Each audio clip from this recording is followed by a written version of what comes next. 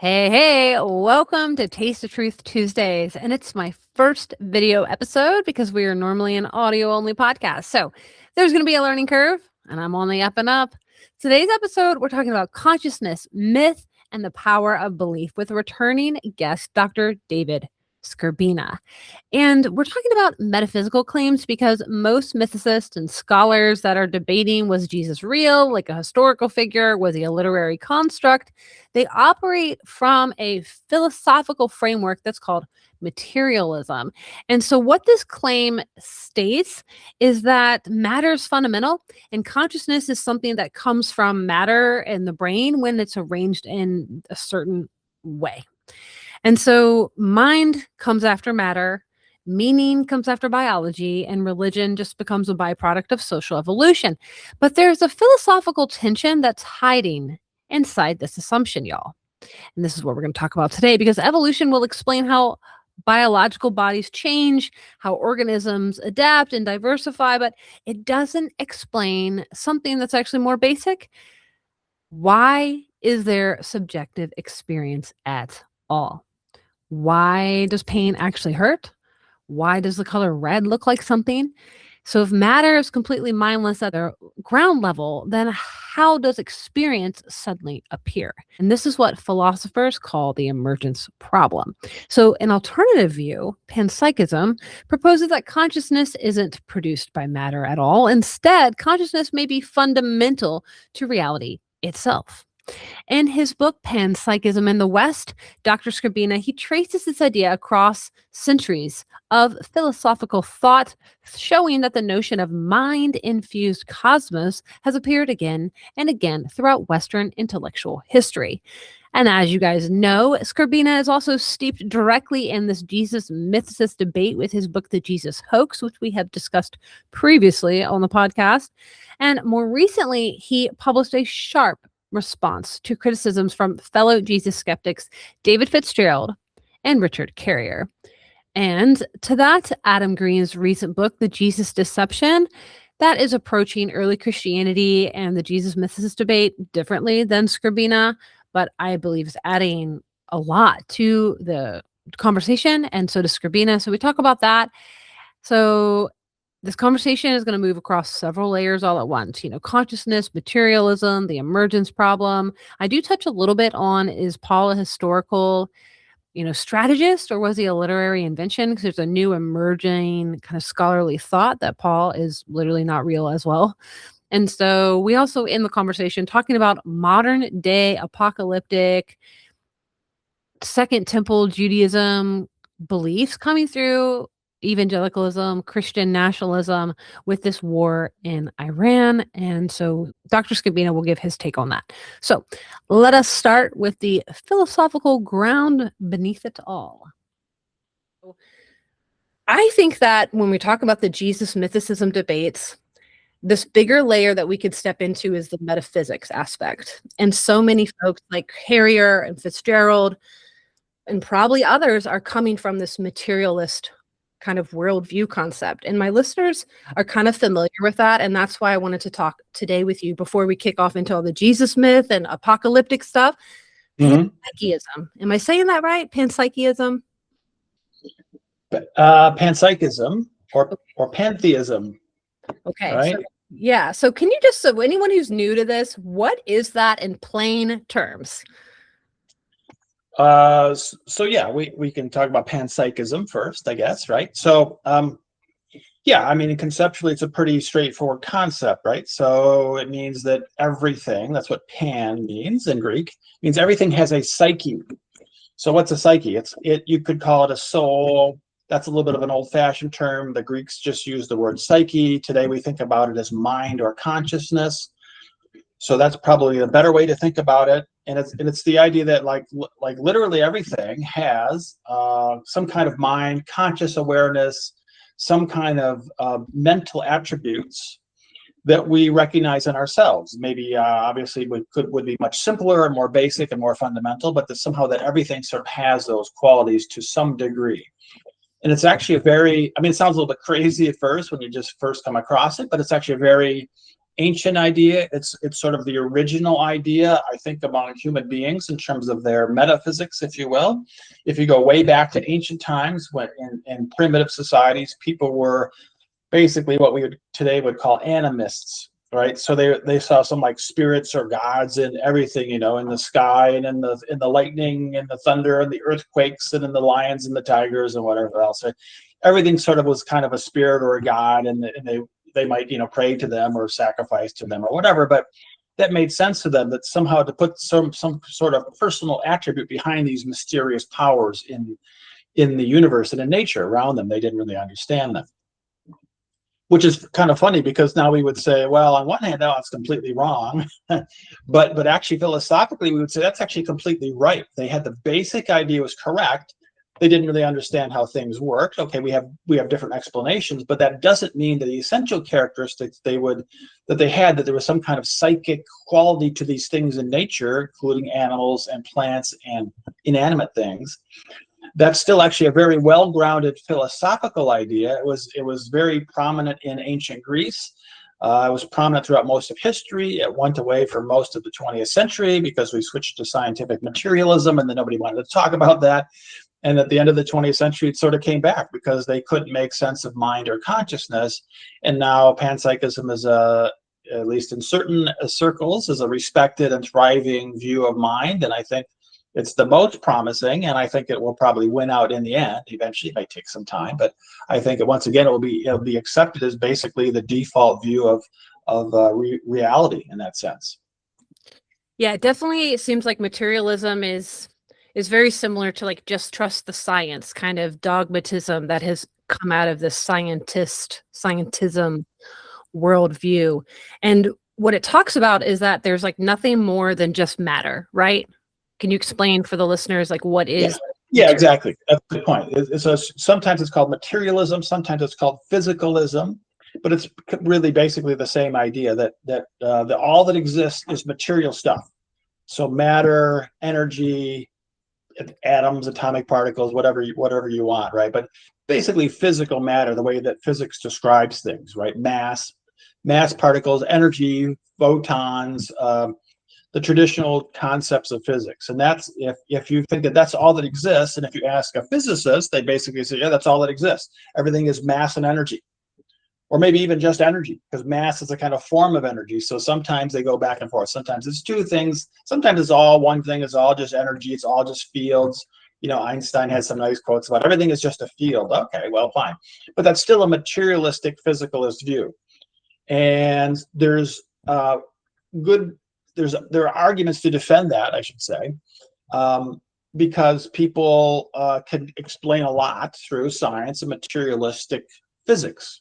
You can explain a lot. You can do a lot. You can build things. You can make atom bombs. You can make rocket ships. I mean, you can do a lot. But there's a lot of things you cannot explain also. And one of those is maybe the most important thing to explain, which is mind or consciousness. And science has a really hard time. In fact, it's like floundering. It's like a kindergartner, trying to do calculus. It just cannot really do anything when it comes to mind and consciousness. So that suggests there's a big gaping hole in our story. The physicalist stuff does good for physical things, but there's a whole other component of reality that would be the mind or consciousness or the psyche. And physics has like zero to say, just nothing. It just draws a blank. You're like, I don't know. Even to the point where some of them will say it doesn't even exist. They'll actually go so far as to say, since we cannot explain it, it must be a figment of your imagination. You actually don't have a soul. You don't have a psyche. You don't have a mind. You aren't really even conscious. You just think you're conscious. If you do, you're fooling yourself, because those things aren't real. I mean, it's really sort of extremely ludicrous what logic will drive them to if you really push a hardcore materialist, because they just have no answer to these things. It's really kind of funny in some ways to press these guys on those views. Well said. I agree. And so it gets to the point where they'll deny it completely. And so Rupert Sheldrake, who we talk a lot about on this podcast, talks about the scientific creed. And yeah, it's like 10 dogmas, the 10 commandments of science, he calls it. All matter is unconscious. There's no inner life or subjectivity or point of view. Even human consciousness is an illusion produced by the material activities of the brain. And that's number 2 of the dogmas of science. And so that pinpoints it there. So that doesn't tell us why pain hurts or why when we see something that's red, like it doesn't tell us about that subjective experience. And I think this matters because when we're talking about where religion came from, we can talk about the new atheists like Sam Harris or Daniel Dennett, you know, and where they come from and why these memes, these religious memes. So I do think this matters when it comes to this conversation we're having about religion, geopolitics, mythicism. Do you see what I'm trying to, why I think? Yeah, exactly. I mean, so that brings, I mean, there's a lot of good points in what you just said. And in one sense, the religion can be separate from this, right? So even though panpsychism sounds kind of new agey or religious, it's not really, technically, it's not really even a religious topic. It's completely separate. We're just talking about mind and consciousness and where it comes from and where it exists in the universe. So that's, in a sense, it's independent from God and religion and all those kind of things, right? It could be part of a religion. Some religions are panpsychist religions. So there's like there's sort of pagan religions are like that. The Shintos in Japan are like that. So some religions do have a panpsychist component, but that's those are really kind of logically separate topics, right? But evolution is sort of really a really important point, right? Because the scientists, they all believe in evolution. So it's good to throw it back in their face and say, okay, Mr. Scientist, Mr. Physicist, yeah, when in history did consciousness first show up? Because you're telling me it was not there in, let's say, the early boiling earth when it was just, volcanoes and whatever, or early oceans, there was no blip of life. You're telling me that back then, 4 billion years ago, there was zero consciousness and sentience. And today there's lots of it. There's lots of it in people, certainly some animals. Everybody would accept some animals are like this.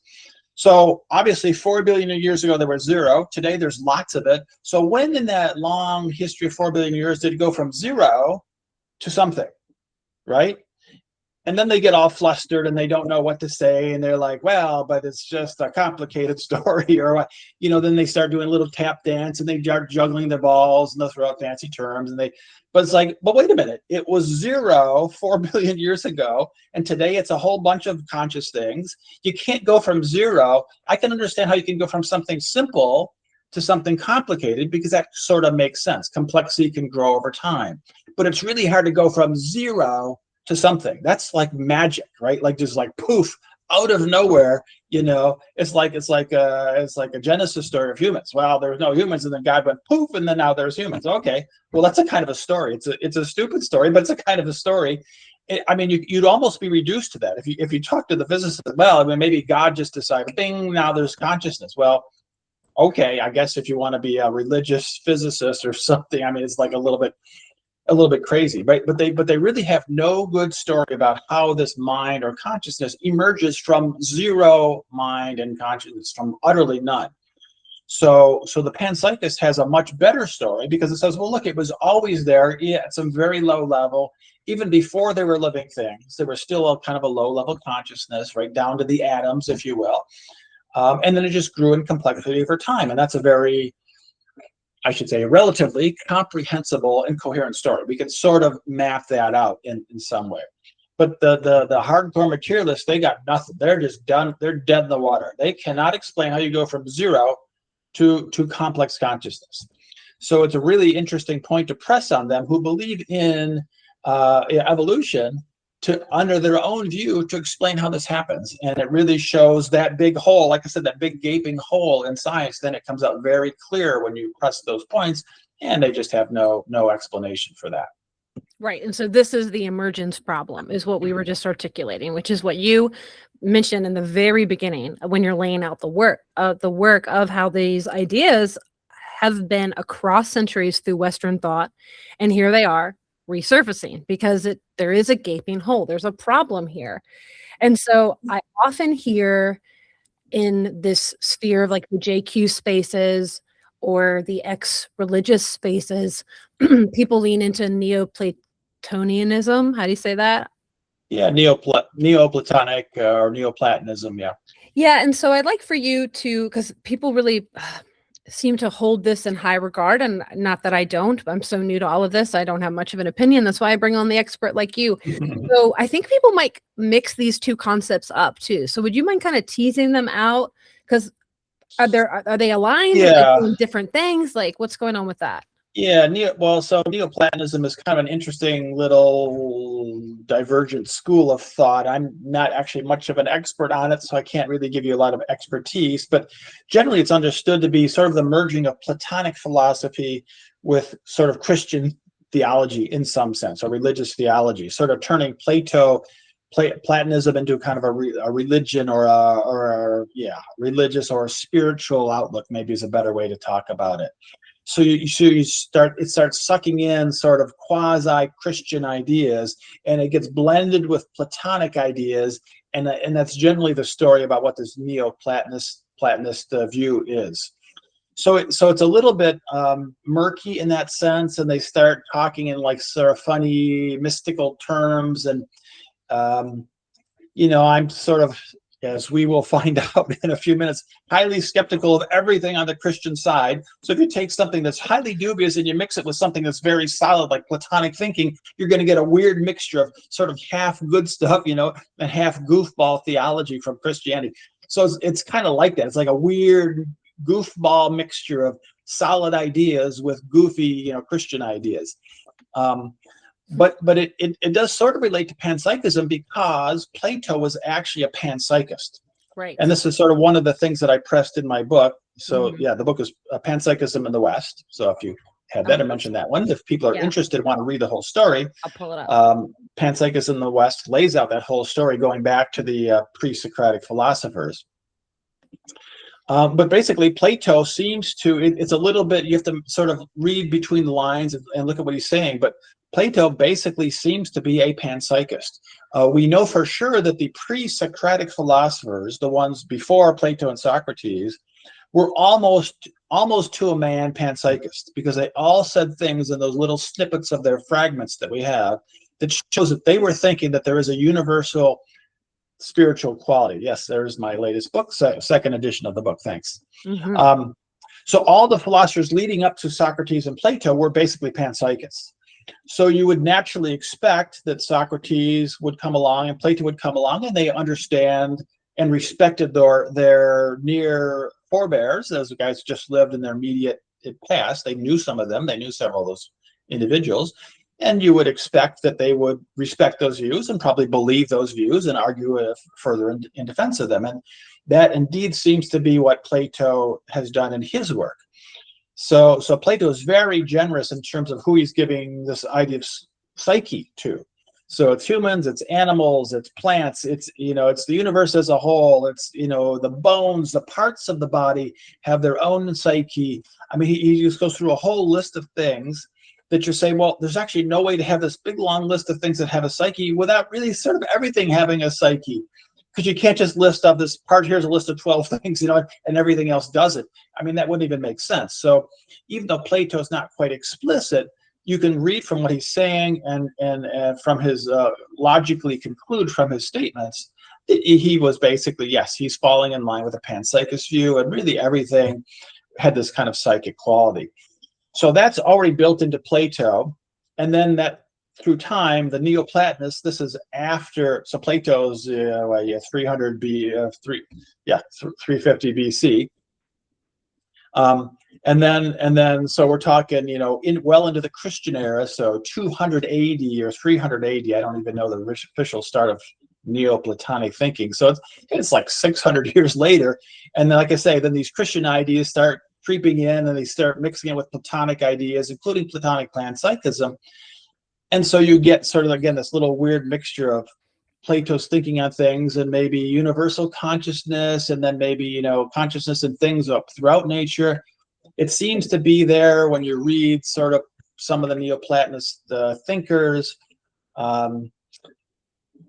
But yeah, I don't know. Like I say, it was all, for me, it was all a little bit too murky and too mystical and too mysterious and a little bit too esoteric, and reading between the lines and all this kind of stuff. So So I never really dug into it too much. I didn't put a lot of weight in it, but what I have seen, it does seem to be consistent with Platonic panpsychism. So again, they are also, which is kind of interesting because Christianity does not accept that. That's one of the hallmarks of Christianity, is what it does is it sucks all of that psyche out of the world that was there beforehand. It was in animals and plants and things in nature and rocks and inanimate things. And Christianity said, no, I'm going to suck all that out. It's like a giant vacuum cleaner. I'm going to suck all the psyche out. And the only things that have souls are people and God and the angels and whatever. So there's divine, magical beings, and nobody else does. I mean, it was really a radical move by the Christians to obliterate psyche in everything else. Animals, plants, all of nature just evaporate. It's just people. It's very, anthropocentric in the sense that it really focuses on people are different, better than everything else. There are actually good reasons for this. It comes from Judeo-Christian thinking, specifically in the Old Testament. So we actually know exactly why that happened. Yeah, we do. So it's not a mistake. It's not an accident. We know exactly why that happened, but in fact, it did happen.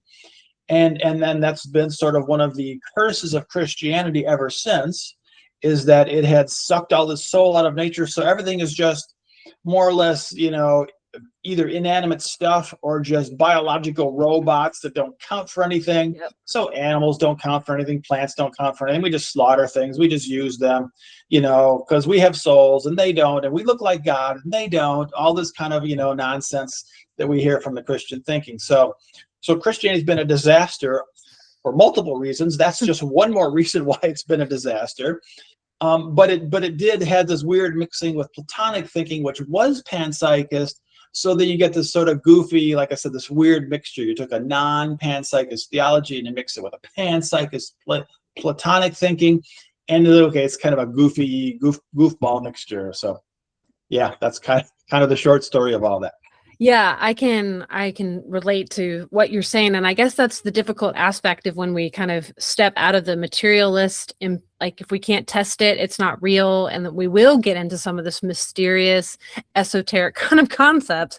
And so it is definitely difficult. And so I'm wondering, from the one side, I think one of my listeners or subscribers on Substack who is purporting this concept of Neoplatonism is this the need for having some sort of metaphysical framework. You kind of touched on that.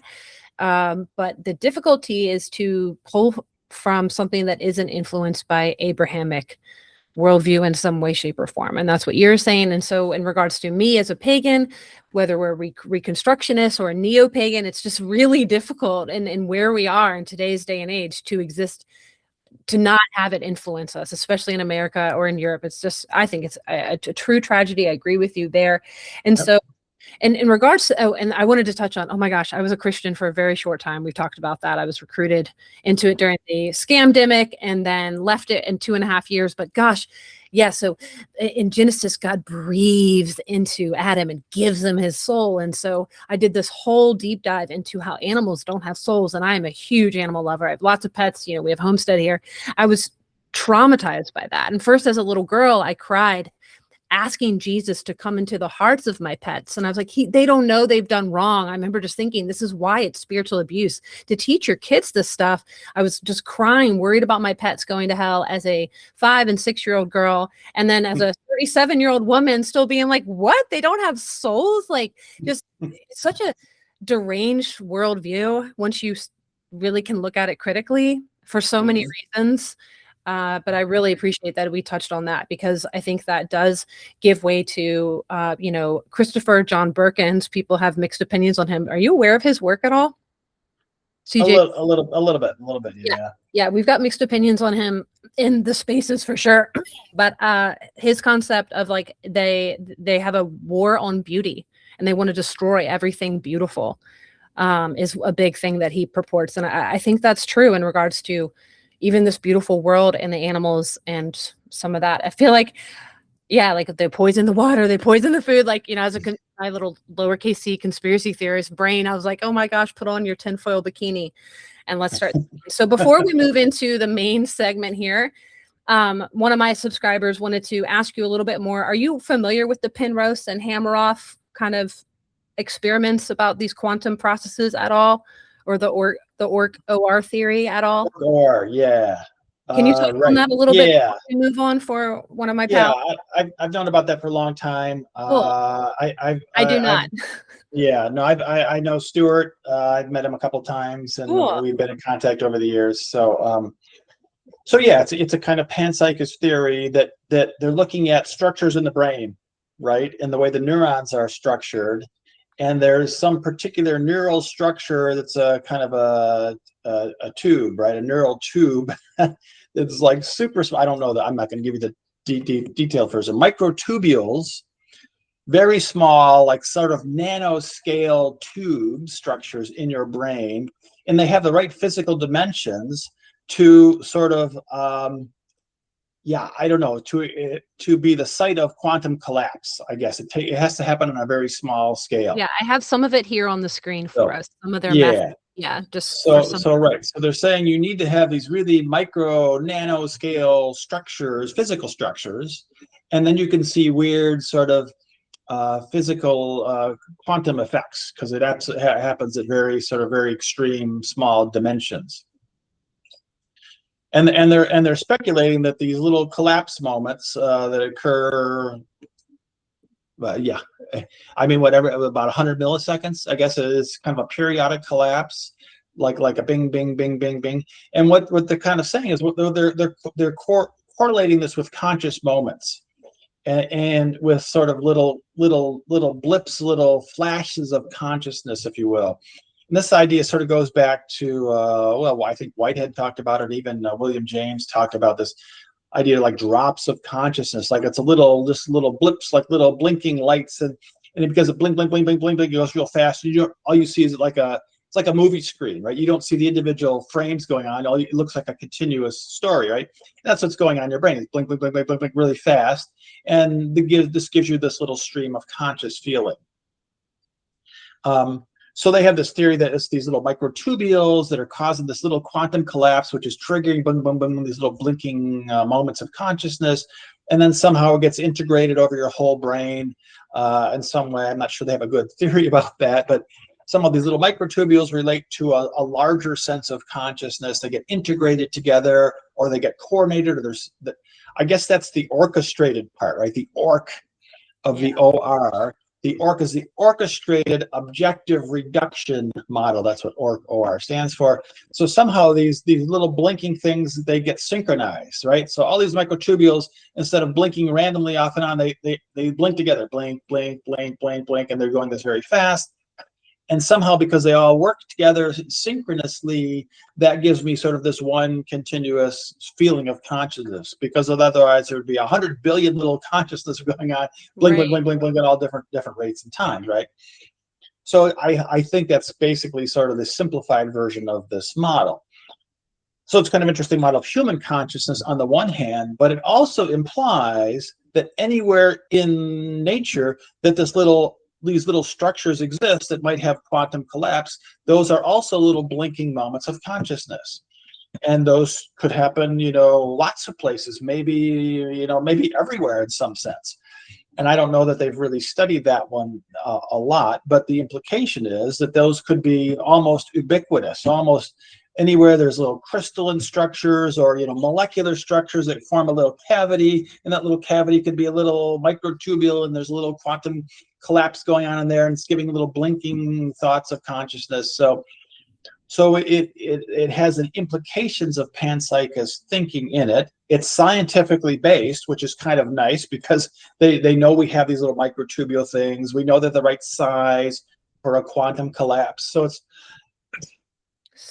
it is a kind of a scientific theory. Penrose is a physicist. Stewart is a scientist, or a medical doctor. I guess he's an anesthesiologist. Mm-hmm. So it is sort of unique in that sense. Those guys are really well grounded in the materialist science that we were just criticizing. So you can sort of actually be a materialist scientist and also have a theory that's panpsychist. And that's what they are presenting. They've been doing this for well over 20 years now. I've been talking to Stuart off and on over a couple of decades about these ideas. So yep. I think it's so cool. This, like, trying to rethink this relationship between mind and matter, Sorry, I have 3 dogs and maybe a delivery coming. So That's fine. So just in summary, panpsychism just really suggests that consciousness existed before anything ever, and From the beginning of time, from the yeah, Big Bang, or for forever, basically. It was a fundamental quality of nature. Just like the physicists, they have their fundamental qualities too, like mass and spin and electric charge. I mean, there's certain things they'll run through a list. What are the fundamental qualities? Well, those always have been here. Mass didn't just come into being one day 2 billion years ago. Electric charge didn't just come into being. It was always here. right. And all we're doing is we're adding one more thing to the list, and we're saying that one more thing is consciousness. And that was also always here from the very beginning, the Big Bang, or before the Big Bang, or however far back you want to go. That was just a fundamental quality of reality. And physics talks about the handful of other things, and we talk about the conscious piece, and those are sort of working in parallel. So yeah, that's kind of the view. Yeah, I thought it was, fascinating in the dialogue where you're talking about Plato elaborates on the tripartite theory of the soul. Yeah. And discussing the elements of like the 3 layers. And ultimately he said that Earth and stars only have the highest soul, which is reason. And the other ones were reason, spirit, and appetite or desire. So, as a gardener, and my husband does bonsai trees. So I was talking to him, I talk about it. I call it tree torture. Cause I'm like, you're like torturing these trees and putting braces on them, and they're alive and they have desires, babe. And, we were just kind of debating on this concept because I think it just goes into the vegan versus animal debate. When we talk about this layer of consciousness, I think or the abortion debate, like it goes into all these really important topics of like, right. So I really appreciate your time on just kind of scratching the surface on that. I highly recommend, I'm only in like the chapter 6 of your book, going over all of these topics and concepts. It's a dense read. I feel like it's for like high level philosophy students. I tried to make it as accessible as I could. So I'm trying not to assume too much. Some philosophy books, well, we assume you already know all this stuff and, you have this whole background. So I'm trying not to assume too much. So I try to make it as readable as I can. Obviously, I want people to read it and understand it. So, but yeah, definitely be great. I'd love to talk about it again or have people read it, and that would be a great.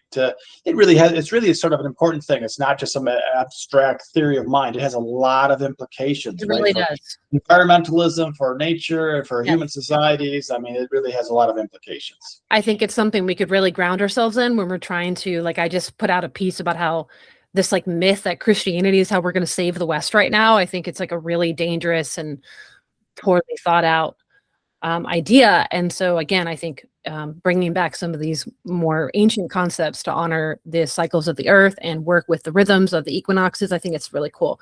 So moving on, if you're ready to. Sure, of course. So listeners, Skrbina and I were talking, and he had not heard of Fitzgerald's review, and this is on Carrier's blog. I wasn't sure he had heard of it when we brought him on for the first episode. If you guys remember that, we talked about some of the chapter 7 and 8 of his second edition book, specifically address criticisms. And I was like, I don't think he touched on any of this stuff. So here we are looking at the Carrier blog shared on the screen.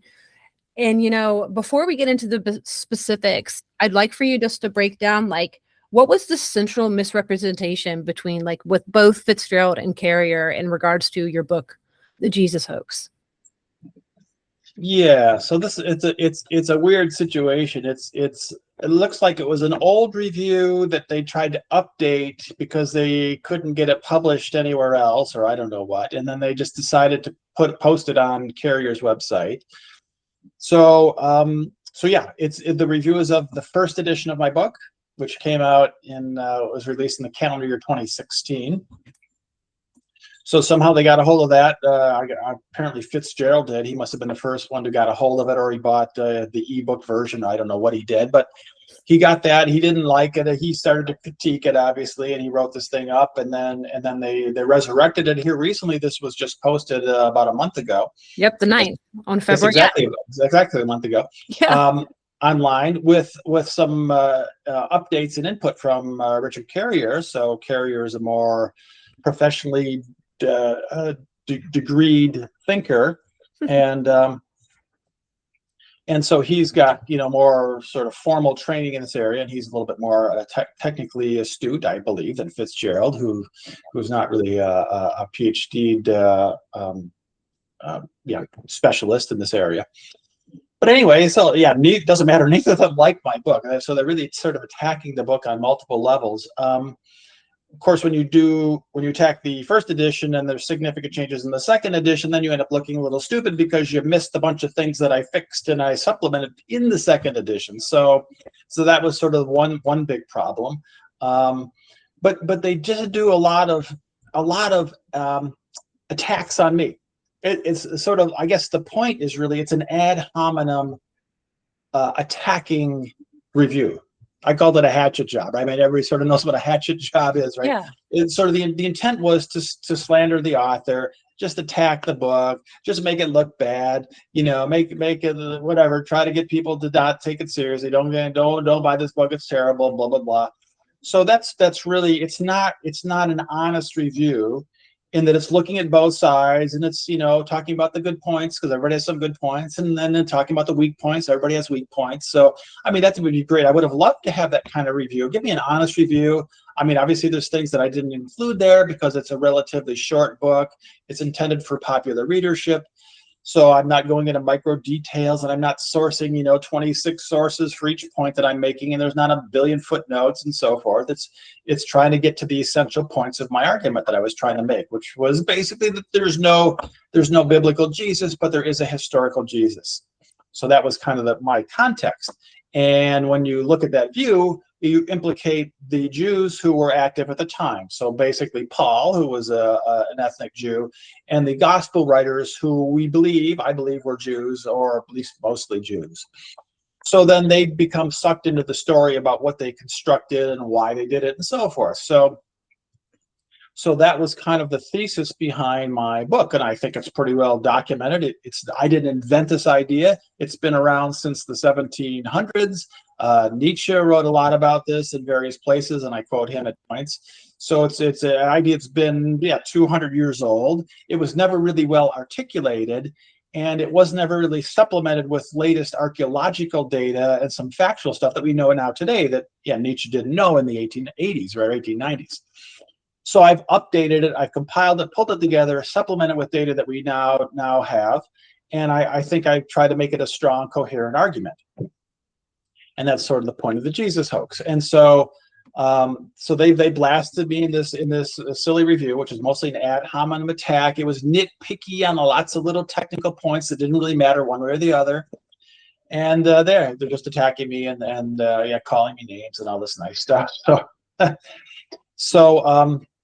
So I actually tacked a note on the bottom of the blog. I probably is still there. If you look at the bottom of the review, there's a comment, by the way, the chat section at the end of the blog on Carrier's site.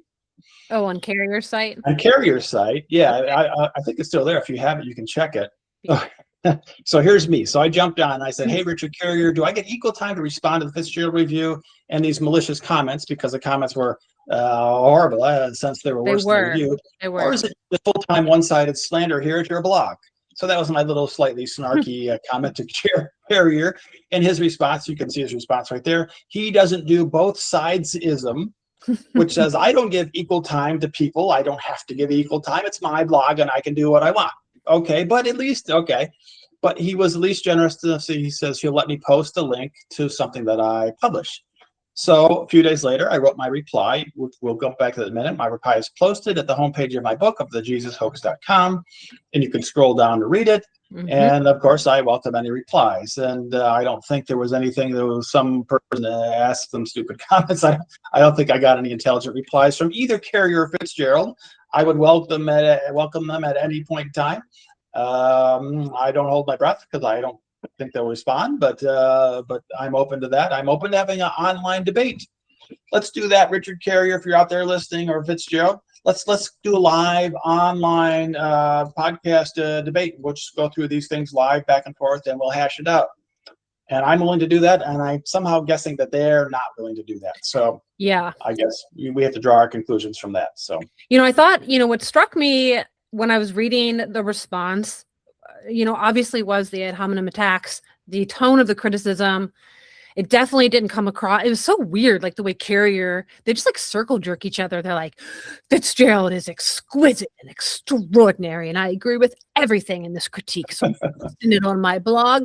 And it's like, this does not have this scholarly disagreement tone at all. It definitely sounded like a bunch of boys on the playground, snickering and gesturing, like you kind of said. Or it also felt kind of like gatekeeping, which was kind of what you were, are you getting paid $7,000 for this post, Carrier?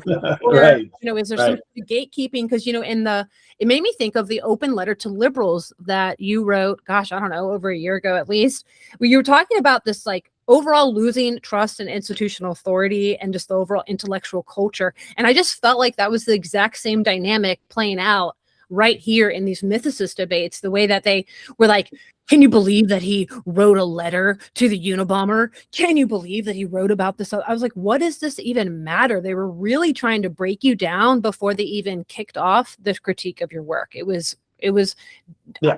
destabilizing, honestly, from It's like a case study. I mean, they should publish that in textbooks, because it's like a case study of attacking somebody and their background, and we're going to say nasty thing. We're going to dredge up every nasty thing we can find on the internet about you, and therefore you must be wrong. Because I mean, it's like classic, just stupid ad hominem attacks, right? So yeah, he's I the try to address. Holocaust denier. That's like the biggest one. They're like, I Okay. can't believe you Yeah, even talked to okay, him. yeah. And it's like, to me, it's like, if at this point we just like go, really? Okay, moving forward. Like at this point, the Overton window has extended past that to being, I think, a red flag, but maybe not. No, definitely not for, like you were saying about these Jewish interests. Like, are they paid? Are they sponsored? It also seemed like the major point of tension was motive. They were like really struggling that you were kind of trying to pinpoint specific motives. And on Adam Green's podcast just the other day, Adam played some clips from Carrier's own audiobooks saying very similar kind of argumentations. And I picked that up even in his latest book. He's kind of talking about that's where this conversation needs to go. And that's where you went. And like you said, y'all are on the same side. So why are they so against you? Yeah. No, you're right. I mean, one of the things is they are on the right page, I think. I mean, I agree with most of what they say, Right. and their logic is generally okay, and then they get sort of right down to a certain point, and then they like stop, right? And one of the stopping points is this question of motive, right? Because they have to say, well, look, Paul, either invented or significantly built up this story about Jesus. The gospel writers either invented or significantly elaborate on this biography of Jesus, who, may or may not have been a biological person, but they played up, they made claims about miracles that they knew were wrong, or they couldn't possibly have known were correct. So what were these guys thinking? Why did they do this? And what end was they were trying to achieve, right? And they go sort of right down to that point, and they say, well, we don't know their motive, or well, we can't really guess, or I mean, they're just like, stop. They're just like afraid. I'm sort of like, well, let's just go the logic all the way to the end. The logical end is that, they had incentives. Jews were fighting against Romans.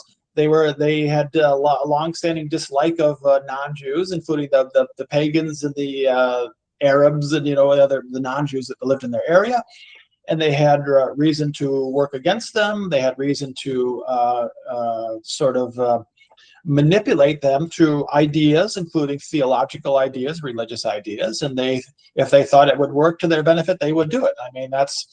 I guess maybe anybody in sort of a desperate situation would do a similar thing. I mean, in a sense, I'm giving them credit. Like, hey, they did what maybe anyone would have done in that situation. You had an invading army, and you're massively overwhelmed. You're outnumbered 100 to 1. Well, what are you going to do? Okay, I'm going to do what I can to attack at the belief system or the ideological underpinnings of the invaders. And I think that's really what they did. So.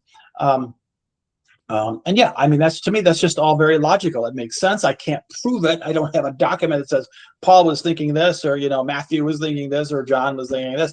But I mean, it's the most logical, the most obvious solution that we can discern from what we do know. So if you don't like that, you have to come up with a better solution that's better than the obvious solution. Okay, maybe there is one. I don't think there is, but maybe there is. And or sort of, attack my arguments that I'm presenting, why this is a relatively obvious way to interpret events. And so they don't do either of those. They don't give a different set of motives. They don't undermine my arguments. They just call me names. So this says, well, okay, you got nothing to say. You have no better argument. You have no better view. You can't really criticize me. I can't really even respond because you didn't give me anything of substance to respond to.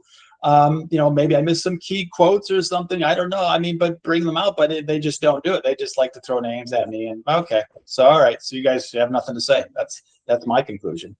Yeah, and so for me being so like first a layman, not a scholar, just have like a 4-year degree. It was hard. It's hard for me to like I said, I did stand up for you when I was talking to Fitzgerald and push back and was like, I don't know. It was very uncomfortable for me for he not only does the review come across that, he speaks like that in person. He shied me away from you in your work. And so that sort of gatekeeping is like a big red flag for me in general in regards to how I want to present any idea. Like you said in the open letter to liberals, like if we're in a free society, then why would you act like that or speak like that? We should be able to critique any ideology. Anything should be open to debate. So before like we move into, I have one other question I want to ask you. Can you just specifically talk about like what I've highlighted here in your review about, because this was something that when I read over the review and when Fitzgerald mentioned it to me, that you were cherry picking these sources, that you left out these potential positive statements about the Jews and the Gentiles in the ancient world. I don't know enough about these sources and primary sources like you do to like kind of be a fire pushback. And so I do appreciate this little area. I'd love for you just to kind of elaborate a little bit on this section because it was kind of one of my favorites, and then and then we'll move on. So yeah, so in the Jesus Hoax book, in my book, there's chapter 4, which is trying to go back past times, prior to the time of Jesus, prior to the Roman invasion, which was about 63 BC. Go back, a few hundred years, back to the Old Testament days, and try to figure out what's going on between Jews and Gentiles, right? There's kind of an interesting story that's there. It's documented in the Old Testament, which is basically a Jewish manual for how to interact in a world of non-Jews who you don't like and you're struggling to overcome, right? And so it's written, the Old Testament is written like somebody who has a massive inferiority complex. So you're going to say, look, God loves me.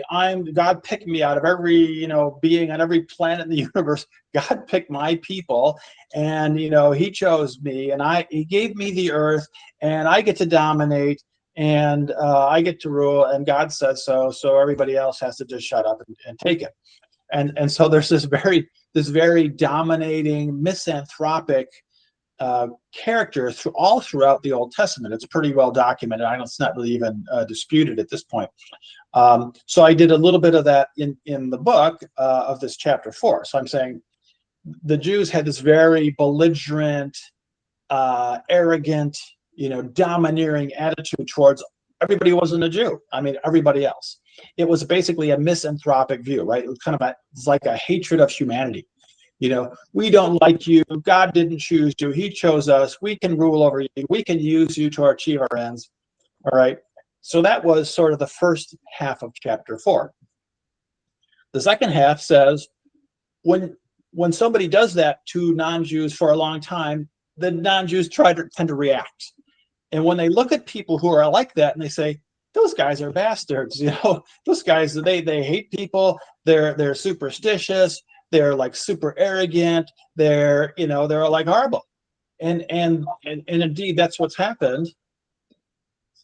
Sorry, hold on a second. Sorry. Indeed, we find that's what happened when we go back to the documented evidence from writings from say 300 BC onward. From 300 BC onward. We see that that the Gentiles, the non-Jews, are reacting negatively. So whenever they encounter Jews or they write about Jews, it's negative stuff. These guys hate everybody. They're heathens. They're cursed. They're seditious. They're malicious. They're liars. They're deceivers. I mean, and that's what they were seeing. They weren't just making this up. This was what they were saying. This is what you would expect from a people who were arrogant and thought they were chosen by God. So in the second half of the chapter 4, I'm documenting from history, from famous ancient authors, from 300 BC, 200 BC, 100 BC, you know, right up until Christian times, these sort of malevolent attitudes, to show that there was sort of this antipathy. It was on both sides. I think it was grounded in the Jewish views. The other writers, they didn't hate everybody. They said, look, these people are uniquely malevolent. From everybody that we know, they didn't know the whole world, but from people we know, they're sort of uniquely bad, and we have some very unpleasant things to say about them. Okay, I mean, it is what it is. It's documented. I put all the sources, so anyone can check the sources if they're unclear. And so, yeah, in the review then, so Fitzgerald and Carrier, they're like attacking my chapter 4. They didn't even talk about the first half, which is the Jewish misanthropic thinking, and, you know, the stuff that maybe caused this. They don't talk about that. They go right to the reaction, and they say, well, you know, he's just picking out the bad stuff, and he found some bad quotes in history, and you know, that's the cherry picking. Oh, he just picked the bad quotes, and well, there's obviously lots of good quotes because everybody loves Jews, and so, you know, I just left those out because it didn't fit my story. And my answer was, actually, that's not the case. I mean, you go through the ancient sources, you go through the books like Stern, and look at other sources, and you kind of say, well, look, there just doesn't seem to be any. I mean, there's some neutral statements, just factual statements. Well, you know, Jews were living in Judea at the time. Okay, that's not really one way or the other. But when they're making evaluative comments, normative comments about the Jews, they're pretty much universally negative. And there's other scholars have known that. I mean, I've got some quotes. I've seen some quotes where other scholars have admitted, oh boy, everybody in the ancient world didn't like the Jews. I mean, that's just how it was. So there's this one book. I said there's this one Jewish scholar, Feldman, who tried to construct the story. He said, well, there must have been somebody who said something good about the Jews, because he's a Jewish scholar, and he wrote this book, Jew and Gentile in the Ancient World, from 1993.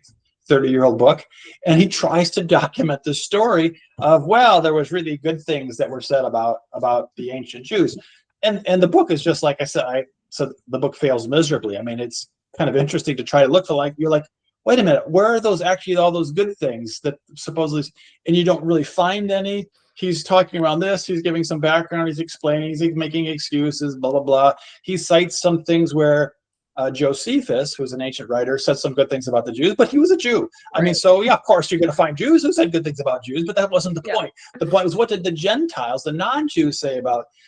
And he twists things, you know. He'll, like I said, making lemons out of lemonade. It's funny. He'll just take some little, the Jews were, belligerent and they never let up, and he'll just say, well, they were very tenacious, and tenacious is a good thing. So even though it sounded bad, he really said the Jews are tenacious, and that's a good thing. I mean, you can sort of, really twist the wording and try to make something nice out of it, but anybody reading anything like that's going to say, yeah, that's not a nice thing to say. Right. So basically the point holds, and they utterly failed to refute it. I gave them more of a story than they gave me. At least I brought the Feldman book, but they didn't even know about it. So of course, I mean, like you said, but if you got better story, let us know there, Carrier or Fitzgerald, but they don't even respond because they can't find any, because they don't exist. I know, I've been looking at this stuff for years. So yeah, I thought that was.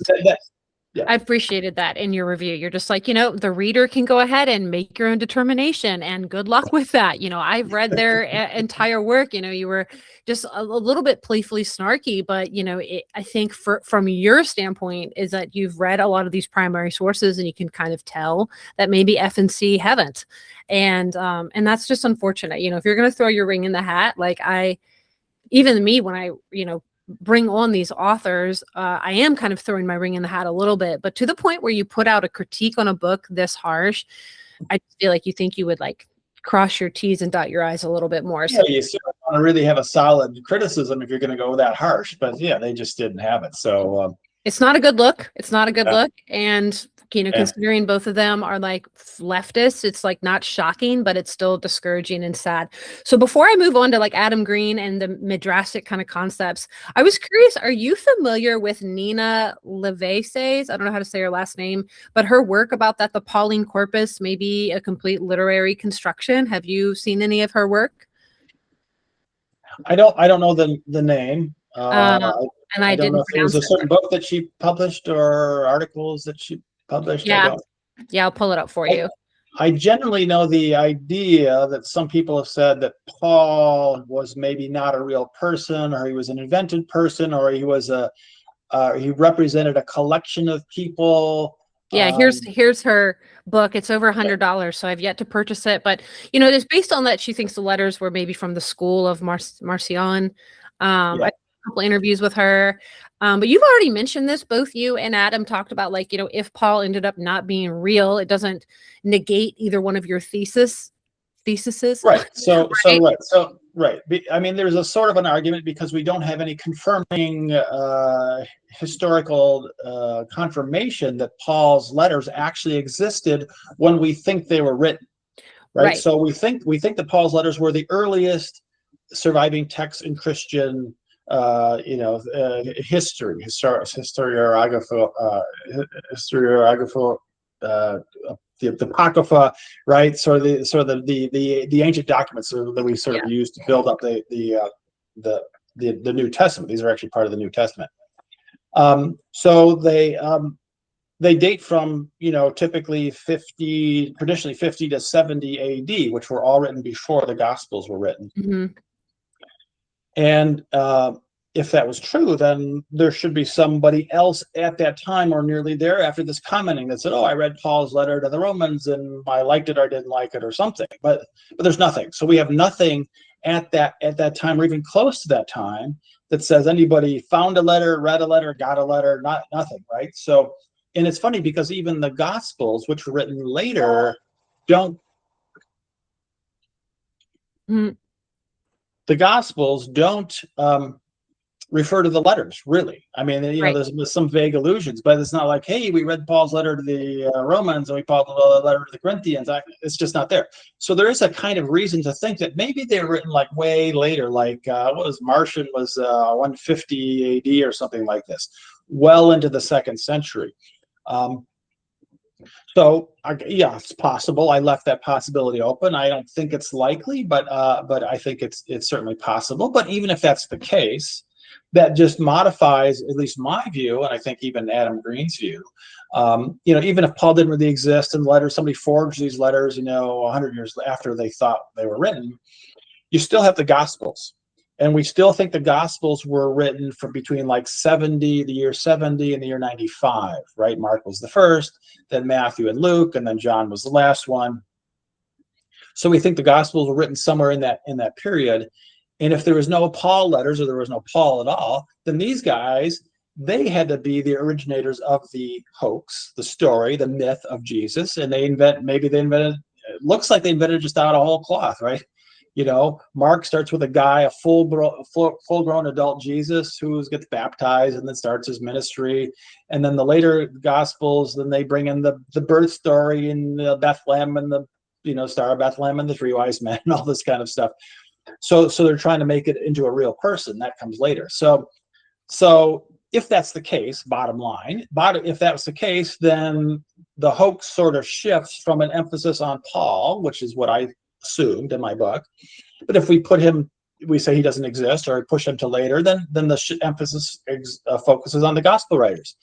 Somebody invented it. Somewhere it came into being. Sometime it wasn't, and somebody wrote it down like it was true, and it wasn't true. So now we can shift it. Now it's not. I'd have to change the subtitle to my book right now. It's not Paul and his cabal. Now it's the gospel writers and their cabal who constructed the Jesus hoax. And okay, I can change my subtitle. That's okay. Yeah. But basically, the story doesn't change. It shifts a little bit in time. The basic argument is there. The basic story is unchanged. So I'm kind of trying to follow these arguments about Paul. Did I say a little bit too? And I don't know that particular book. Like I say, I'm intrigued by the arguments, and I'm willing to change my position if it looks like that's a compelling case. from what I know, I don't really think it's a likelihood, but yeah, I'm always open to that idea. Yeah, we have to have some sort of intellectual humility when we're, reaching these sort of topics when it comes to the history. It's like a soft science. So we're both reading The Jesus Deception. I'm almost done. And, I watched, like I said earlier, the interview with Adam Green, of course. And so overall, you sounded on that interview that you had a very positive review about it. You were impressed with the kind of academic approach. Like, goodness, like each chapter, it's like, I really did appreciate, like, the prophets chapter is really long, the epithets chapter. And then he even talks about just this evolution, this midrastic concept of the Star of Bethlehem and kind of where some of these stories came from. And in that conversation, you were really trying to hone in on what we were just talking about, like whatever cabal it was, they invented the story. All three of us kind of believe that it was to theologically conquer Rome. And you were purporting, for those of us who might believe, I might lean more towards the celestial figure myself and be in that camp. And you were purporting, like, that seems like such a harder concept to convince the Gentiles of than just a simple earthly preacher that was crucified by Romans, which is kind of your take in the Jesus hoax. And I was really fascinated by kind of that overall kind of big picture that you were trying to paint for us. And I was thinking about some of the other myths that might have been kind of circling in that area in the Bronze Age. There were already kind of dying and resurrection myths. I was wondering if maybe, we're talking about if whoever Paul was writing to, Paul was already writing to people, right? So there was already groups existing, perhaps, or maybe he just made them up in his head. Do you know what I'm trying to say? So like maybe they were already worshiping these kind of celestial heavenly concepts and some of these other pagan deities, and so it wasn't such a foreign step to take the Gentiles, perhaps. Does that make sense at all? Yeah, could be. I mean, it's good just to clarify for your viewers, right? So there's this thing called Jesus mythicism, which basically says there was no biblical Jesus. So there was no miracle working Son of God, raised people from the dead, resurrected heaven. So that's the mythicists pretty much all agree that that's true, right? So, but there's two versions after that. You can accept that, and you could say, and there was no historical guy, no flesh and blood guy who lived and died, or there was. So there's these two versions of Jesus mythicism, right? And I'm sort of on the side. I can go either way. It doesn't really harm my theory either way, but I tend to think there's a good reason to think that there was an actual guy, flesh and blood guy, rabbi, a Jewish guy, Jesus of Nazareth, and he probably taught in Jerusalem, and he was probably a great speaker and got people all worked up, and he was agitating to get against the Romans because they were the oppressors, and he probably got the attention of the Romans. They probably crucified him, and he died, and they buried him, and that was it. That's probably what happened. And then later they turned that guy into a son of God working miracles. To me, that makes more sense. But you could say, no, there was no flesh and blood guy. There was no Rabbi Jesus. It's just all drawn from the Old Testament, all these weird sort of spiritual, esoteric, weird phrases like the Son of Man and the branch and the root and all these kind of nice little terms, right? It was kind of all there, and then you can somehow construct they call it a celestial Jesus or a heavenly Jesus, that Jesus only existed in heaven, and he preached. I don't know how it works. I mean, it's a little bit funny. Like, he preached in heaven, he fought the evil spirits in heaven, and they defeated him, and then he got crucified in heaven. I didn't know they could do that in heaven, but maybe they can. Yeah. And then he got resurrected back up to heaven after he got crucified. Okay, it's a little bit sort of a goofy sort of story, but I guess maybe it was just, it's all metaphorical crucifixion. I don't know. Okay. But sort of this is the celestial Jesus version of mythicism, and Carrier supports that view. He's written a couple of books about celestial Jesus, but he doesn't explain how that's really worked. Adam does a really good job of talking sort of about maybe it was a celestial Jesus, or was at least certainly drawn from all these Old Testament sources, and he really documents it well. But there's still something a little bit left hanging even in Adam's book, and this is where I kind of pressed him. I said, well, look, you should have added one more chapter in your book with it, really to sort of explain to us how that actually turned into the stories that we see documented today. Yeah. And I think that's yeah. good. I mean, I think he looks to you for that. Like he's going to be going to debates and stuff. So I do think I mean, I know, I can tell from how he speaks of you in other streams. He was very excited. I would be so stoked. Be like, Skrbina read my book and he thinks I'm smart. Like I would be really stoked. I think that's super cool. For both of you, just to from past interviews, I saw how Adam was trying to explain some of these ideas to you. So I think he was very excited to finally get them on paper so other folks in this sort of field can process and kind of see what he's trying to bring to the table, which I do think is quite fascinating and compelling. Like you said, like you're compelled by it. And so, you know, to kind of close down the conversation, because we're coming up on that time, I thought this would be a good way to kind of fuse both of your books, because Adam brings up that concept of hyperstition and basically this apocalyptic worldview from Second Temple Judaism, kind of basically is evangelicalism here in America, and where we are. Basically, your whole Jesus hoax was that we theologically conquered Rome with ideas. And I still think that we are theologically conquered right now with similar ideas, to the point where we, meaning our government, can make moves in alignment with whatever the text says. And so it's kind of the similar concept of like this hyperstition. So I thought that would be interesting if you could kind of unpack some of that concept with us, because it's a cultural script, but it is a philosophical idea, right? The concept of hyperstition. Yeah, I don't recall the formal definition of what that was. Somebody invented that one. Who who was the guy that came up? Well, the idea is that beliefs can begin to shape reality simply because people act on them. You know, so it becomes so strong in this like way of thinking. So yeah, it's not merely superstition, but it's a superstition put into action that's actually shaping the way you view things. I guess something like taken seriously, or that it affects your real life in some sense. I mean, the placebo effect we know is real, so we know if you know your thoughts can impact stuff. So it's not this like manifestation concept where if you think it's strong enough, it becomes true. But I think that when so many folks believe that the New Testament is historically true, they believe that these prophecies are real. They believe that Jesus fulfilled these prophecies, and so that's what we're looking at. I think that's how Rome was conquered, by people actually believing that these stories were to be true. Correct? Yeah, right. Right. So they were either sort of contaminated with these beliefs, or they drifted away from Roman beliefs, which were very different sort of beliefs, a different value system. And they decided that the Romans were, you know, sort of evil pagans, or influenced by the devil or Satan, because the Romans weren't believing all these nice stories about Jesus and, you know, eternal life and so forth. So it actually made them belligerent towards the Roman belief system and the Roman pantheon of gods. And they thought that was all just evil paganism. And then so they sought to, you know, crush that sort of literally in some ways and figuratively in others, to just destroy those old ancient Roman beliefs. And of course, lots of things go along with it. You can, you know, I guess you could argue that we don't need to believe in Jupiter and Hera and Apollo anymore, but lots of other things went down with that whole worldview.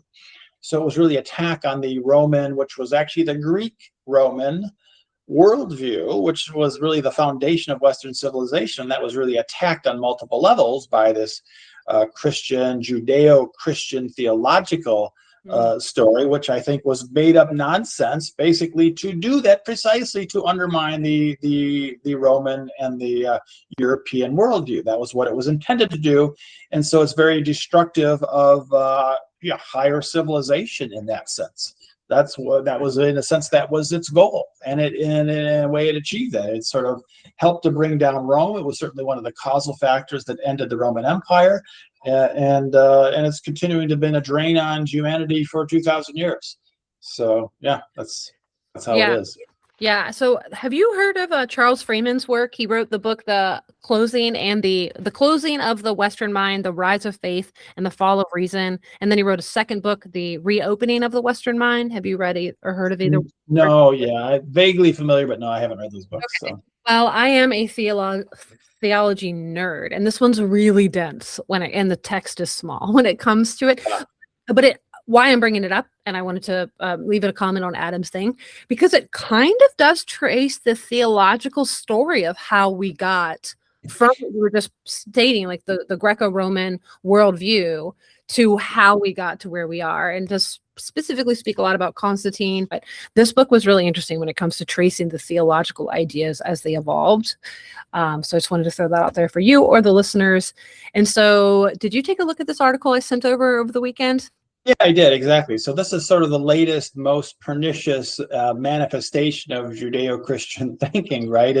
It seems to have taken over some of these leading figures in the government, and it's even altering, the U.S. military policy and arguably directing the attack on Iran, and it's allowing the Jews in Israel to attack the Palestinians and cause all kinds of chaos and death in the Middle East generally. Because it's sort of this blind adherence to this idea that Jews are chosen and that they're doing God's work. And it doesn't make sense on multiple levels, right? So because the Jews don't believe in Jesus, they think he's a fraud or doesn't exist. But of course, now we believe that the Jews are chosen, and we believe in Jesus. We believe in two things that don't fit together. And we believe that Jesus somehow wants us to support the Jews or support Israel. We don't know why, because he didn't really say about that.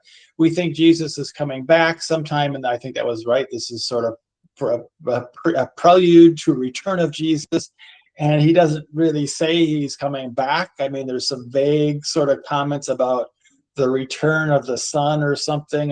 You really got to be stretching the words to kind of figure that out, but they stretched every concept as thin as they could, and they said, well, when the Jews return to Israel, all Jews return to Israel, and they rebuild the temple, and we destroy all the enemies of the Jews, and then Jesus will be happy to come back, because now that's his time to show up. And they make all these really bizarre, insane kind of statements, like they know that they're true.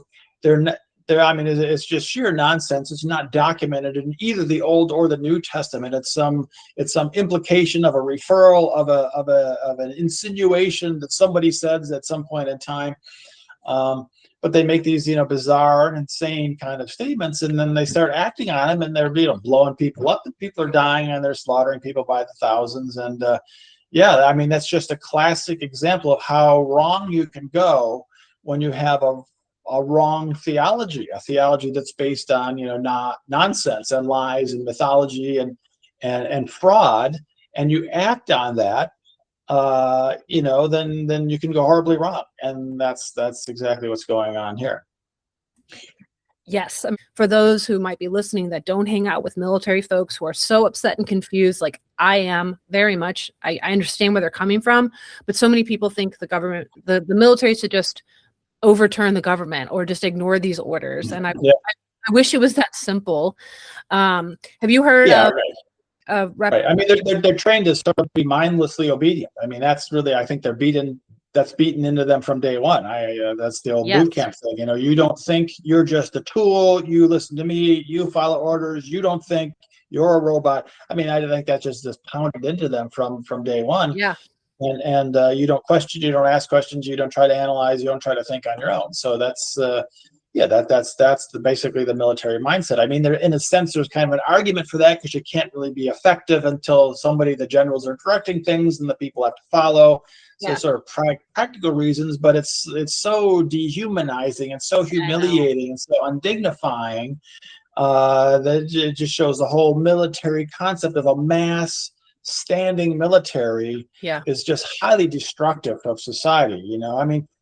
Even in ancient times, you never had a standing army, right? The army was when you found a threat from somebody who was invading, all the males, right? The fighting age males from the late teens to the men who weren't too old. They got together and they got their weapons, they got their horses, they got their swords, and they went out and they fought. That was your. And then when you win or lose, if you survive, you go back home, and you go back to work, and you go back to your farms and everything else. You didn't have a standing army. Right. And that, that act, that was sort of I'm sure there's some nice histories of militarism in the West, but the move from a part-time army of actual citizens who had real lives to a full-time army that's only, purely indoctrinated to be sort of, bloodthirsty, sort of ruthless killers and mindless rule followers. That was kind of an interesting transition of that over time. And it's just, it's just terribly destructive thing to have. Not to mention just like the pay. It's like the pay is so good. It's so tempting. And that's all I want to say. Right. That's why so many men are there, because to be a provider, to be able to stay alive in this society is tough. And so again, we have the military spends over $1 trillion a year, right? That's $1,000 billion a year. Mind numbing. And it's so much money. I mean, they just can throw money in anything. They can throw money at contractors, at weapon manufacturers, at recruits. They don't have enough recruits. We'll double your pay. Oh, that's not enough. We'll triple your pay. We have billions of dollars, and we can pay you 100,000 or 200,000. I don't know what these guys are getting paid, and we can give you benefits for life and all kinds of, because we need robots to fill our troops and to do sort of the boots on the ground kind of bloody work. At least for now. Maybe someday they'll have robots, actual robots. I don't know, but for now we can just keep throwing money at you, and eventually you pay somebody who's poor and comes from a poor background. You can throw enough money at me. I'll pay $500,000. Yeah, sign me up. I mean, the medical benefits are huge. Like my husband had someone in his family that was sick, and so he was like, "Oh my gosh!" Like just the pull to be able to provide for his sick family member. So this is important, like the gray area when it comes to morality. I mean, in our first interview, you talked about the concept of evil, and you weren't really a big fan of that. And so I do think it's very interesting when we just try to, and on this podcast, Taste of Truth Tuesdays, we always try to find the gray zone, which can kind of be kind of annoying. But I think it's important to try to find compassion and understanding for people, because that's how we just don't have our hearts turn black into hatred. So as we're closing down, are you familiar with Representative Thomas Massie? I'm sure you probably. Yeah, sure. He's the only guy with integrity in all of Congress. I know. So. And he's a farmer, and he's an inventor, and he's so cool. So I just wanted to play a quick little clip, not even the whole thing, about where he specifically talks about how Israel is why we're here. And so he put together this war power resolutions bill. He's working specifically with a progressive representative from California. And what is so crazy is I go undercover with another streamer and far left trainings, and we actually agreed with almost everything this progressive, not like Democrat, socialist, or revolutionary communist, not that far left, but they were progressives, and we agreed with so much of what they were saying in regards to this anti-war kind of rhetoric that was developing. Not that I'll end up voting Democrat by any means, but I am willing to partner with progressives, which is a lot. To say that is a lot, to pass something like this war power resolution bill, which is what Thomas Massie is presenting, and working with someone from California. I haven't seen the voting record of it though, but he's basically just trying to bring back the power of the Constitution, because this is obviously, illegal what we're doing with Iran. So let me just play this quick clip for us. Can we hear it? Meanwhile, the Department of Defense conceded there was no evidence of an imminent Iranian strike. Some told us this war was about nuclear weapons, but 6 months ago, we were assured our last strike on Iran decimated their nuclear program. So which is it? I think the most candid answer came from the Secretary of State, who told the press that Israel forced our hand and dragged us into this war. Again. And that truth is the very reason why. It's just that one clip right there where he's talking about the Secretary of State was the most honest here, is that Israel's dragging us into this war. We're like $8 trillion in debt. It is nauseating. I feel like we are in a really bad dystopian movie that doesn't even have like flying saucers or any of the cool shit that the Jetsons like presented to us, just all the dystopian shit. And so, in closing, that's basically, I just wanted to share that, because, the Overton that was what Rubio basically misspoke, and some truth slipped out, I think accidentally, and he said, well, Israel forced our hand because they were going to attack, so therefore we had to. So in a sense, that was admitting that they drive our policy. I mean, that's the least of it. That's the least of it. Let's talk about all the billions of the pro-Jewish lobby that's going to our politicians, and Trump's connection to billionaire Jews. Let's talk about that. That's completing the story. So so just the mere fact that they forced our hand in this particular event, that's one little piece of the truth. And even that caused an uproar. So yeah, it's interesting. I'm just frustrated because the left is so obsessed with being anti-ICE and are so obsessed with that. I just do not understand. Like with Fitzgerald, he spoke of the cabal. He had an issue with that wording, and it came up on my podcast. And I said, how can you deny that? I guess this was pre-Epstein files, but now that they're being released, I'm just like, how are you so anti that word when it's freaking obvious that something's going on, bro? Like, knock, knock, wake up and smell the coffee for me, please. just being against that idea when we obviously see there's a bigger picture, there's some sort of kind of darker strings being pulled. And, you know, Adam Green, you know, I wish I found him earlier in my kind of discovery, because I didn't see how much Zionist pull Trump has had. I mean, his first awards he was getting from the Jews was like in the 78 and 83. So, I mean, he's been groomed for this position for decades. And it's just some of us in the Trump community, or like in the Maha community or the MAGA community, are kind of waking up to this and being like, we're betrayed. But actually, this was the plan all along. And that's, I think, something that Adam was awake to for a long time. And he's been hammering that message out. I think a lot of us are kind of late to the game when it comes to some of this, the psyop. Yeah, well, better late than never, Megan. Hey, so I'm here. We'll take it whenever we can get it. So yeah, they got me with RFKJ and Make America Healthy Again. Like, you know, I've been in dietetics and a health coach my entire 20 plus years. So I care very much about this. And I followed RFKJ's work, and I was like, he sued Trump a couple times. Like, he's a good guy. And yep. So here we are. And I call that copium, or I think Adam even calls it copium. I was coping and hoping, and here we're realizing, whoops, I was, you know, being sold a bad bag of drugs. So in closing, I just am so grateful for your time, and I know you're busy. Where do you think this debate goes? Like, we talked about a lot today, but I think it does all tie together when it comes to just the Jesus mythicism, his history, apocalyptic thinking. Like, what do you want to say in closing here? Like, where does this debate go? What are you working on? Anything exciting? You know, close it down however you want. Yeah. Well, right. I mean, you know, so the whole Jesus hoax, you know, is kind of built into the Christian story, right? That is a kind of a fraud that was constructed for purposes, and basically it benefits Jews in Israel. That was the intention, and that seems to actually work. And even though they claim to not like Christians, they like the effects, which is it serves to their benefit. And you know, I mean, I'm just kind of I'm struck by how many Christians there still are. They keep talking about Christianity is on a decline, and maybe it is. I mean, it's way declined in Europe. I work with some colleagues in Europe, and there's like very few people there who even pretend to believe Christians. You know, they like having their nice churches and this nice architecture, but they don't believe that stuff. They don't go to church. Almost nobody goes to church in Europe, and in the U.S. it's like it's you know, a lot of people by contrast. And I mean, it's declining. It is declining in the Bible Belt. I was just reading some data on that. It is declining, but it doesn't seem like it when I'm in these, like, I'm constantly hit with this sort of stuff. Yeah, I know what you're saying. I mean, yeah, it's probably the pool is shrinking, but you know, when you go from 40 million people to 39 million people, you don't really notice that fact, you know, even though it's kind of shrinking. And the ones that are left are the more hardcore ones, right? The ones who are sort of more ideologically fanatical.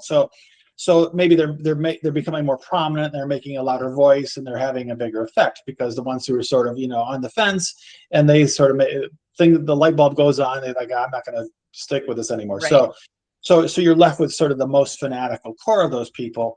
But I mean, you know, just the mythology is destructive, the effects are destructive, just the idea, the whole Christian idea that you have to have faith and you cannot use reason. I mean, there's like explicit statements in Paul, like, don't think about this, just believe it, you know, and you know, just sort of believe the authorities and believe. I mean, they didn't have a pope back then, but it was like, you know, just if you're Catholic, believe the pope, or, you know, just have faith and don't challenge these things. I mean, that's so damaging, especially when that's drawn into government, because people will just believe the government. They're like, you have to just believe the government, and you just have to have faith, and you have to just follow them and don't ask questions, and they know more than you do. It's like, hey, but these guys are lunatics, you know, and they're driven by money and forces sort of are, you know, around them that you barely even see. And so that whole mindset of, you know, we're going to just trust authorities, I'm not going to use my reason, I'm not going to think independently, that's a bad thing. I mean, that's just multiple levels of destruction there. And you got to say, well, look, that was sort of the point. That was sort of why it was invented. We want people just to believe these things, to not be thinking. Don't use your brains. Don't think for yourself. Just sort of be a nice little sheep and go along with the flow. And you know, everything will be great. But things aren't great. Things are kind of going to hell. And so, yeah. I mean even here, the phrase you used, going to hell, we can't even help it but to use these, like, you know, these idioms that are rooted in the framework. I know, it's like we use those things, like sort of like, even though hell is sort of one of those made up things, we're still going there because these things are getting feels like it. better. Yeah, exactly. I mean, you know, But yeah, I mean, so I mean, on the one hand, it's kind of sad and pathetic, but I mean, I still sort of have my optimistic side. You know, I kind of feel like, in some sense, we're winning. I mean, sort of this sort of the massive believers seems to be on the decline. People are waking up to the Jewish question. People are understanding how Trump actually works. I mean, just, you know, the massacre in Gaza was a huge eye opener for a lot of leftists. Now we got another Jewish war on Iran. That's getting, you know, waking up a whole other cohort of people. And you know, I mean, you got to be really dense not to see what's going on. I mean, it's so some of us been talking about this for 20, 30 years. Yes, but to continue to refuse to believe that sort of Jews are driving this process in government. I mean, you really got to be just really sort of dense to not kind of see how that's going down. So, I mean, I'm trying to. I think I am. I'm basically optimistic that people are understanding these things enough. People are learning about them and becoming aware of them. That we're moving in the right direction. The momentum is on our side. The Jews and Israelis continue to do enough stupid and catastrophic things. You know, they shoot themselves in the feet all the time. I don't know how many feet they have, but they keep shooting themselves in the feet. You know, and they're just helping our cause. I mean, every time they do some stupid, you know, malicious, genocidal, murderous attack on a girls' school, you know, like, or whatever, like, okay, we kind of said you've been doing that for 3,000 years. And, you know, Fitzgerald wants to say, well, no, nothing's wrong with those Jews. They're nice people. I'm like, well, okay, yeah, people have been saying for 3,000 years these guys are, you know, malicious, you know, ruthless sort of killers, and there they go. Oh, doing the same thing. Maybe they are right, you know, and it's just a slow process to wake people up from, you know, the 2,000-year nightmare, which is really what it was. And okay, I know we have to be patient. I hope it doesn't take 2,000 years to wake them all up, but I think we can do better than that. But at least a few of us are doing our best to kind of to get people thinking and open about these ideas. So. You know, and I agree. And, you know, I have faith in, you know, the pagan-like folk, those of us who are, you know, out here, and I have faith in our ancestral gods, you know, whether they're real or not. I think there's an energy behind them. And I was also thinking about, how did they feel in 4th century Rome, or like when it was collapsing? Like, you know, I just feel like their positive thinking didn't stop that shit. And so I'm just trying to be like realistic, you know what I mean? It's not easy to do. And so I just, again, appreciate your insights, appreciate your work. And I just don't think being black-pilled is a pagan thing to do. It's just not what we do. We don't give up. We don't turn nihilistic. And I think that's just, whether it sounds stubborn or not, I think that's like really important to have that hopium, that sort of concept. So I think it can give people confidence. And that's really what I try to do. If you know enough about what's going on, you have some facts, you'll understand things at a deeper level than you did before. You have confidence, and you can go out and say things. You can make assertions. You can back up what you say. You have confidence. You know what you're saying. It's not just, gee, I'm worried about this. Doesn't seem right. I mean, actual reasons behind what you're doing. So I mean, I'm like an educator. That's sort of what I do. You should see me on Substack. I'm one of your little soldiers out there. I'm like, and like have these long things saved in my notes too, just like my rebuttals. I try not to overdo it, but I still feel like I'm kind of in this education mode. Like I think it's a good thing. I mean, people should want to know these things, and you feel better about yourself. You can ground your position in the world. You make a stronger person. You can make more assertive arguments. You're a more formidable power in the world because you have a confidence and you know what you're saying. So I think and I hope that we can give that to people on multiple levels. And you know, go out there and you know, try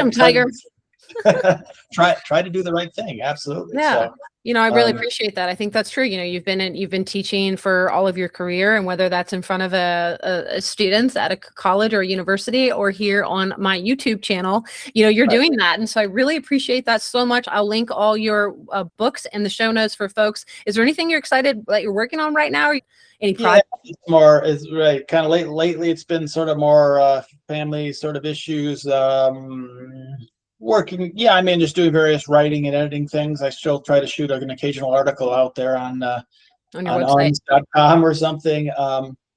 Try to keep up to date on my personal website, davidskrbina.com, and if anybody's interested. And when I'm able to post new articles, I'll put a link there. So I think those are there. I've got a couple of book sites like the JesusHoax.com. I don't know if that one will be up at all times. I don't know. We'll see if it's worth keeping that up, but maybe it is. But yeah, certainly on the personal site, I try to keep people up on what's going on, what I've been writing and publishing. So yeah. Yeah, that's great. Well, I will link all those for my listeners so they can just have that easy access there, and just appreciate your time, your work, your dedication to this, because I think it is really important. Our work cut out for us with your simple work of the Jesus Hoax is so easy to read. It's so fun to read. It's probably the best mythicist book out there, because Adam's book is dense, right? There's a lot of scripture in there. It's a lot of scripture, right? I mean, it's great for scholars. I mean, I love it because it's very, very sort of scholarly and helpful. But it's a little bit harder in terms of just the story of what's going on. But yeah. Yeah, exactly. So it's really nice that y'all are contributing to these different things. And in my intro, I am going to talk about kind of the different camps in the mysticism, and kind of let folks kind of figure out where they want to find themselves and come into their own conclusions, as we like to support, right? Think for yourself. Right. Absolutely. Okay, well, great. Well, thank you so much.